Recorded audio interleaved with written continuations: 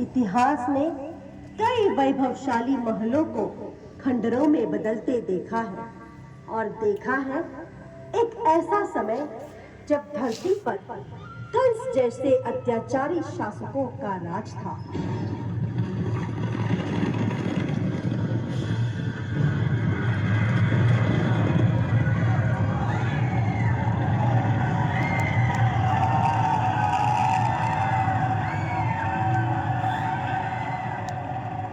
जिसने भी उसके अन्याय और अत्याचार के विरुद्ध आवाज उठाई, उसकी आवाज कुचल दी गई और पाप और अत्याचार के बोझ से दबी मां पृथ्वी ने ब्रह्मा जी से मदद की गुहार लगाई। समस्त देवगणों के साथ ब्रह्मा जी पहुंचे वैकुंठ भगवान विष्णु की शरण। उन्होंने विष्णु जी से प्रार्थना की कि वे पृथ्वी पर अवतरित हो और उन्हें पाप के इस बोझ से मुक्ति दिलाए। श्री कृष्ण ने ब्रह्मा जी की प्रार्थना सुनते हुए कहा, मेरे प्रिय भक्तों, मैंने तुम्हारी प्रार्थना सुनी। संसार में सत्य और धर्म की रक्षा करने और दुष्टों का नाश करने मैं धरती पर शीघ्र ही अवतरित होऊंगा।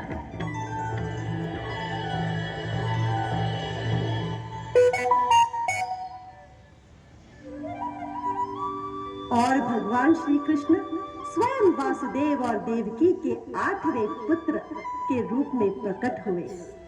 कृष्ण ने गोकुल में अत्यंत मनोहर लीलाएं की।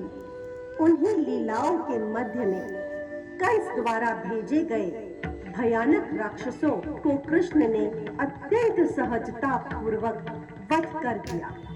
राक्षसों के पराजित होने से कंस का क्रोध और उसकी उत्तेजना बढ़ती ही जा रही थी और वे प्रतिदिन उग्र होते जा रहा था। ऐसे ही कृष्ण की इन मनोहर लीलाओं का दर्शन आज हम इस नाटक द्वारा प्रस्तुत करेंगे। मूर्ख कंस, देवकी का 8वां पुत्र तेरा काल होगा। तेरा काल कहीं और जन्म ले चुका है। नहीं, नहीं, नहीं।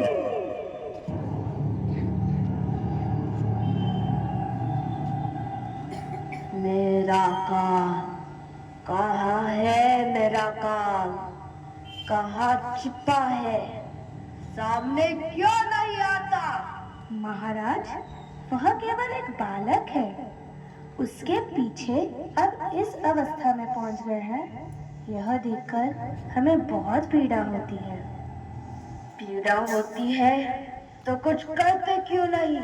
कौन सी मायावी शक्ति है जो उसकी रक्षा कर रही है? कौन है जो कंस से शत्रुता लेना चाहता है? वो कौन है जिसे अपने प्राणों का भय नहीं? क्षमा कीजिए महाराज, भयभीत तो आप दिख रहे हैं। महाबली कंस को यह भय शोभा नहीं देता। हाँ, मैं भयभीत हूँ। कैसी विडंबना है कि कंस एक बालक से डर रहा है। एक बच्चे की खोज में 10 वर्ष बीत गए, परंतु अब तक कोई संकेत नहीं। 10 वर्ष? क्या कंस 10,000, 10 लाख, 10 कोटि वर्ष तक भी खोजते रहो तो भी यह बालक नहीं मिलेगा, यदि वह स्वयं तुमसे न मिलना चाहे। यदि आप इस बालक के बारे में इतना कुछ जानते हो तो ये भी जानते होंगे कि वो कहाँ है। हाँ, उसकी इच्छा से ही जानता और उसके इच्छा से तेरा भी जानने का समय आ गया है। कंस, तेरा काल वासुदेव और देवकी का 8वां पुत्र कृष्णा वृंदावन में नंद और यशोदा के यहाँ अपने भाई बलराम के साथ पल रहा है।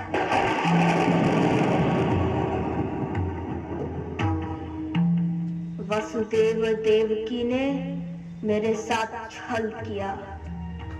अक्रूर जी, अब तो मैं मेरे प्यारे भांजे के बिना रह नहीं सकता।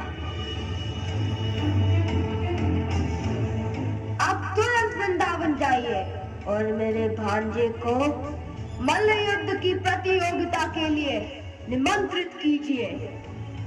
मैं अपने भय पे विजय अवश्य पाऊंगा। मेरा काल जहां भी होगा, मैं उसका सर्वनाश कर दूंगा, सर्वनाश कर दूंगा, सर्वनाश कर दूंगा।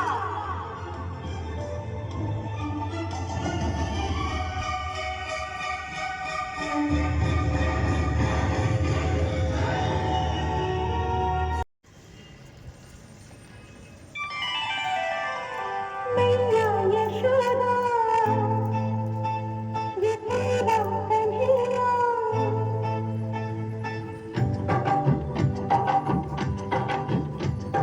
मैया यशोदा ये तेरा कन्हैया, कनघट पे मेरी अपनी है मैया, संग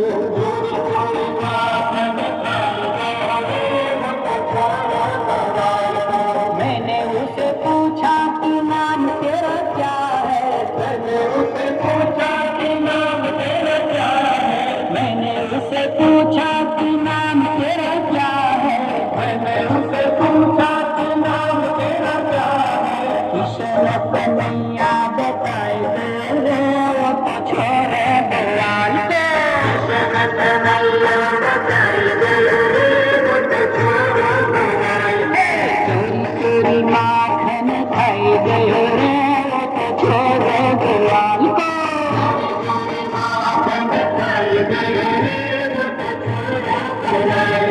मैंने उसे पूछा माँ बाप तेरे कौन है, मैंने उसे पूछा माँ बाप तेरे कौन है, मैंने उसे पूछा माँ बाप तेरे कौन है, मैंने उसे पूछा माँ बाप तेरे कौन है। नंद यशोदा बताए गए रे छोड़ो गोवाल को।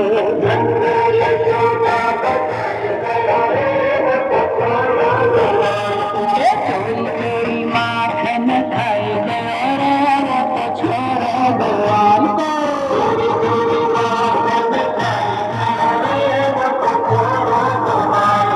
मैंने उसे पूछा कि खाना तेरा क्या है, मैंने उसे पूछा कि खाना तेरा क्या है, मैंने उसे पूछा कि खाना तेरा क्या है, मैंने उसे पूछा कि खाना तेरा क्या है। माखन मिसरी बताए गयो रे छोड़ो गोवाल को। माखन मिसरी बताए चोरी चोरी माखन खाई गयो रे छोड़ो गोवाल को।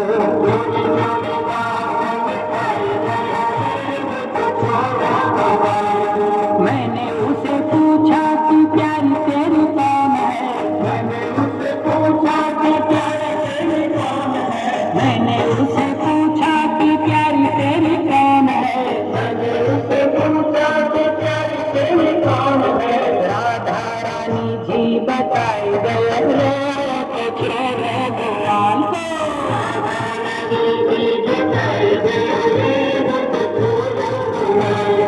चोरी चोरी माखन खाई गयो रे छोड़ो गोवाल को।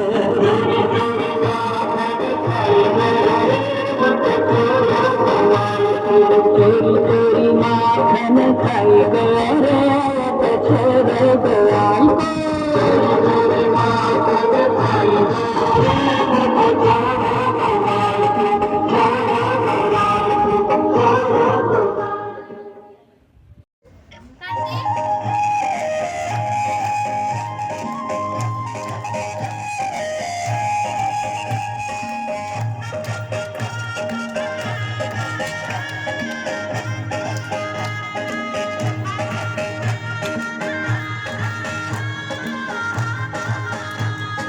चोरी चोरी माखन खाई गयो रे छोड़ो गोवाल को।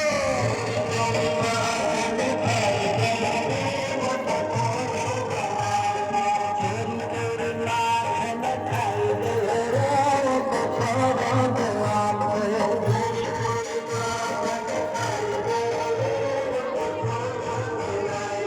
मैंने उसे पूछा कि नाम तेरा क्या है, मैंने उसे पूछा कि नाम तेरा क्या है, मैंने उसे पूछा कि नाम तेरा क्या है, मैंने उसे पूछा कि नाम तेरा क्या है। इशरत नैया बताए गए छोड़ो गोवाल को।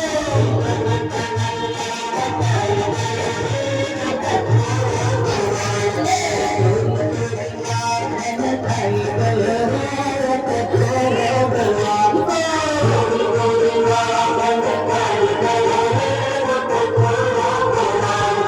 मैंने उसे पूछा माँ बाप तेरे कौन है, मैंने उसे पूछा माँ बाप तेरे कौन है,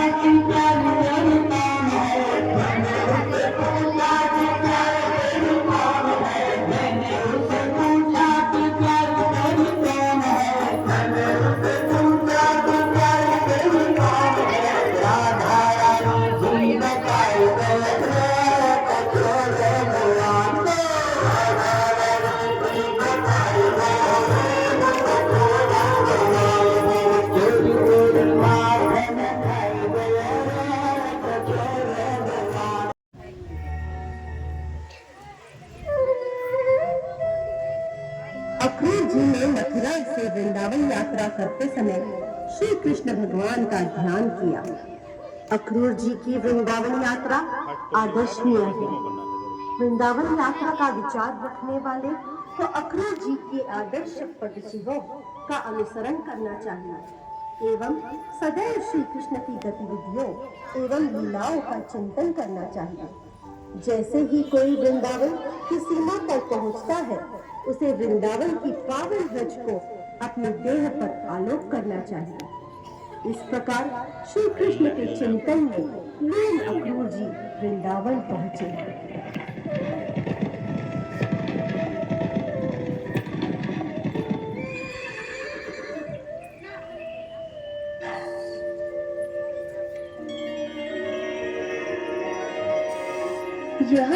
यह तो कृष्ण के दिव्य चरण कमल है।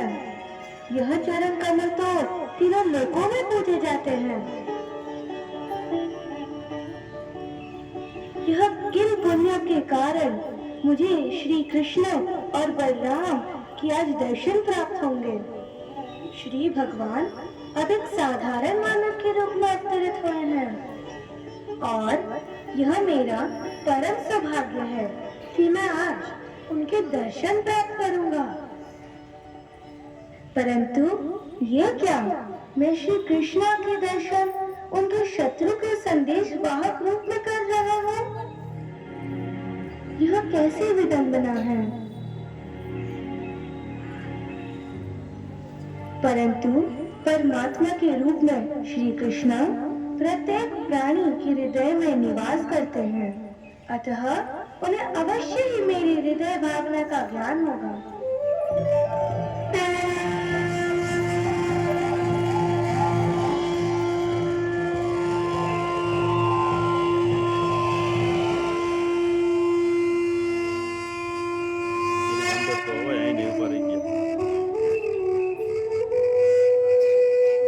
तुम्हें देखने के लिए मैंने जीवन भर प्रतीक्षा की है और आज तुम सामने हो, फिर भी विश्वास नहीं होता। अक्रूर काका, आपके आगमन से हम धन्य हो गए। अक्रूर काका, आप और सभी लोग कुशल मंगल तो है। मेरे प्रिय काका, कृपया अपने वृंदावन आने का कारण बताएं। कृष्णा कंस एक अत्याचारी शासक है। उसने राज धर्म को ताक पे रख दिया है और अपने राक्षस साथी के साथ मथुरा पे शासन कर रहा है। महाराज उग्रसेन को बंदी बनाकर उसने अपने आप को चक्रवर्ती घोषित कर दिया है और तुम्हारे माता पिता के साथ उसने बहुत अन्याय किया है।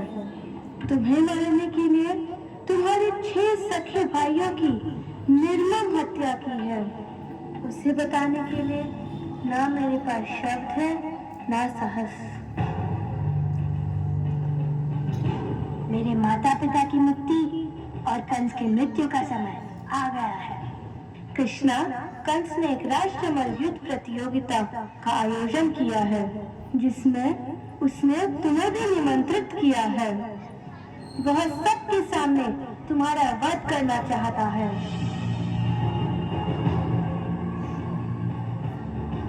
और ये अशुभ समाचार तुम तक पहुंचाने का दुर्भाग्य मुझे सौंपा गया है।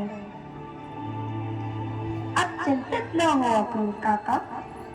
क्यों कृष्णा, हम तो बहुत उत्सुक हैं अपने मामा श्री से मिलने के लिए। अरे देखो, बाबा आ गए। क्यों ना ये शुभ समाचार बाबा को बताया जाए।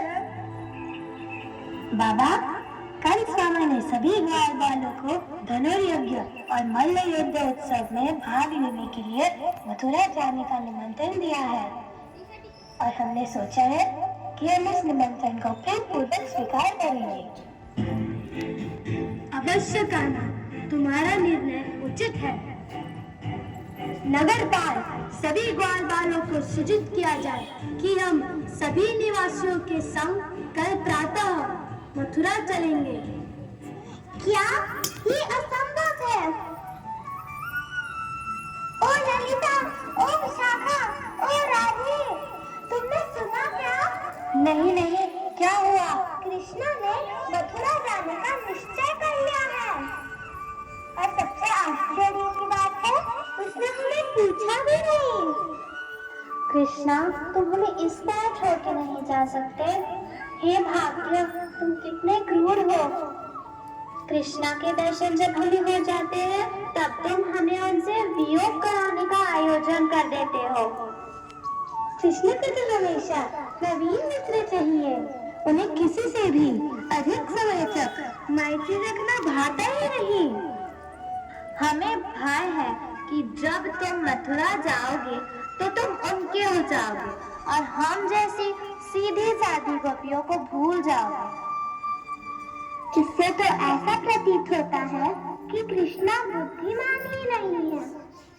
हो सकता है कि तुम बुद्धिमान तो हो, पर दयावान तो बिल्कुल नहीं।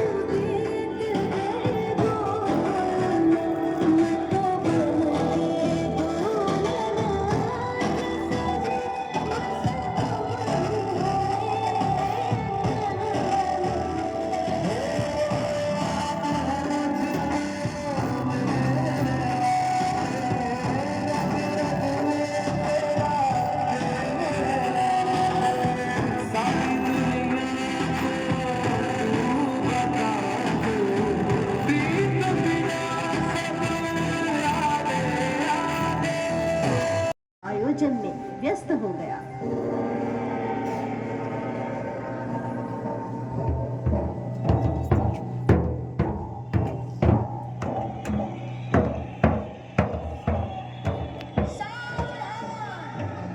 अब हम सभी के प्रिय, हमारे बालक, हमारे अन्नदाता, मथुरा निपति, महाबली महाराज कंस क्रीड़ांगन में पधार रहे हैं।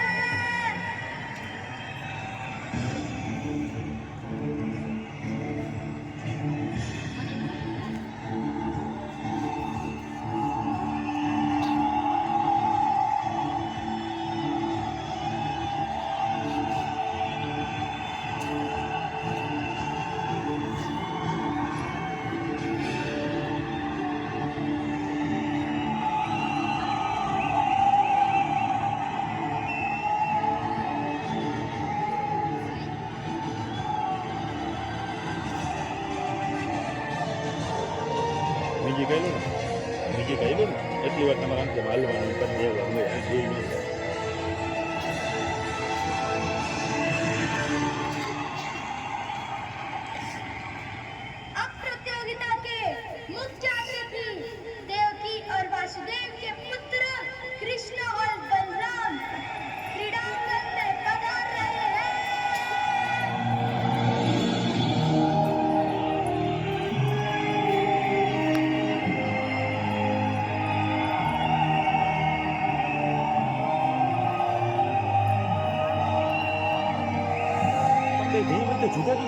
જરીક જોતા રહેતા જાઓ નહીં હોય તો ભેગા આગળ પાછળ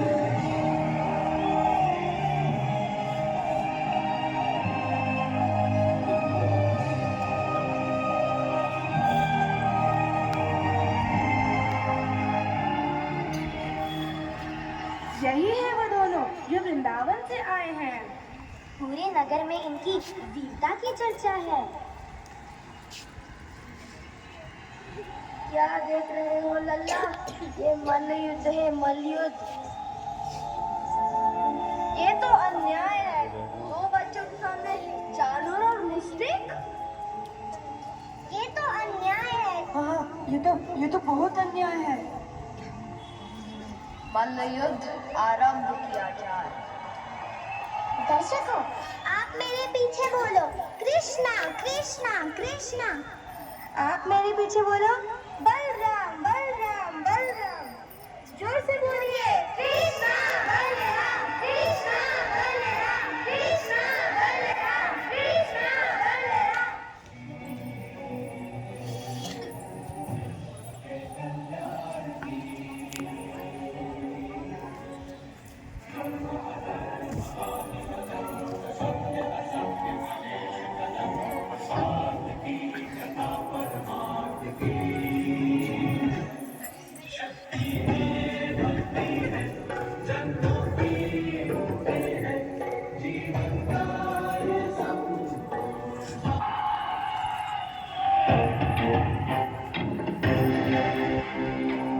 मामा, मैं आ गया।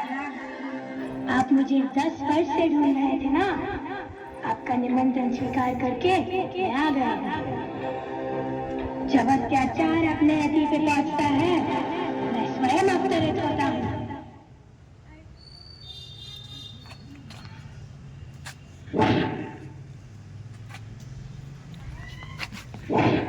ધુંબો ધુંબો ધુંબો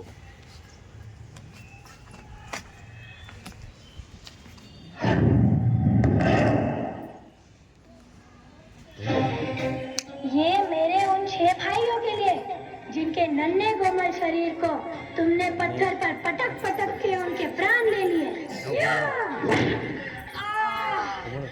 ये मेरे निर्दोष माता पिता के लिए जिनको तूने इतने वर्ष बंदी बना के रखा। ये तेरे उस हर अत्याचार के लिए जो तुमने मथुरा, वृंदावन और गोकुल के ग्वाल बालों पे किए।